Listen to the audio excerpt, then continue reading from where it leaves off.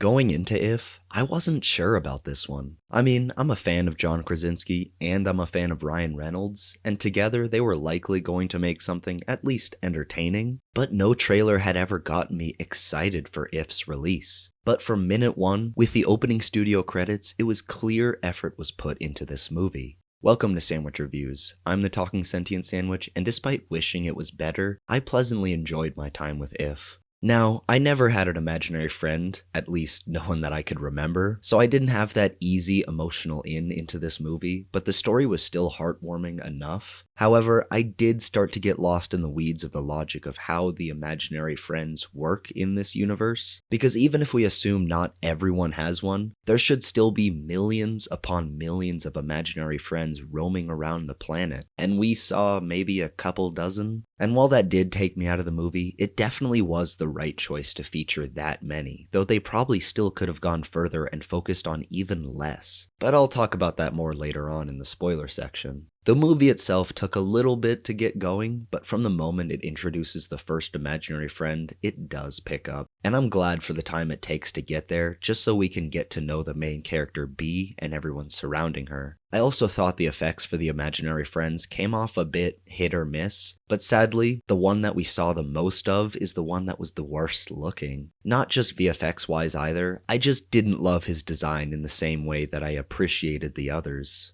And maybe all of those imaginary friends could have come across a bit more animated with professional voice actors behind them, but having big Hollywood names never seemed to be a problem. In fact, I could watch a whole movie with the noir private investigator If and be entertained from start to finish. There was also a really cool scene in the retirement home displaying the power of imagination, and that couple of minutes right there might have been worth the ticket price alone. Because if you're a fan of family-friendly movies that could have been better but are still fun, check out If, because it's sure to bring out the inner child that everyone has. But let's get into some spoilers, because if you think about it, there is a lot to this movie. Like I said before, I really enjoyed If, but I also think that within it is another movie that is genuinely incredible. I mean, everything is about Bee trying to hide from the same trauma she felt when losing her mother, yet I feel that, and many of the other themes brought up, had to come across almost too subtle, all because the movie couldn't reveal its big twist too soon.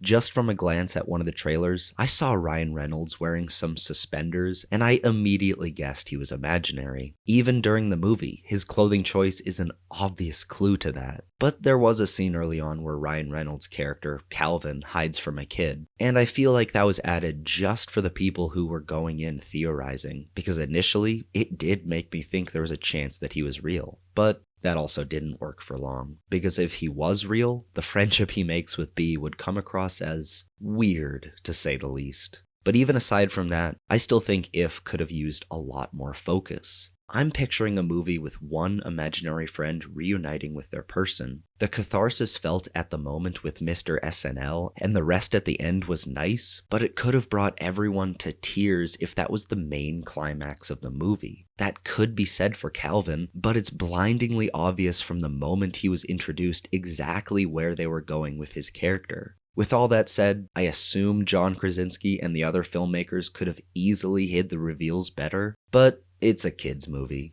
And before I conclude, I want to discuss one last negative that I had with the plot, because that plot is switched up faster than me deciding what to make for dinner. The movie doesn't know what it is and takes the whole run time to figure that out. I should restate that I was still entertained, but it was in the back of my mind the whole time. But have you seen If? If you have, leave a comment and let me know what you thought about it. And as always, thanks for watching. Make sure to leave a like, subscribe for weekly video essays and reviews, and enjoy a delicious sandwich.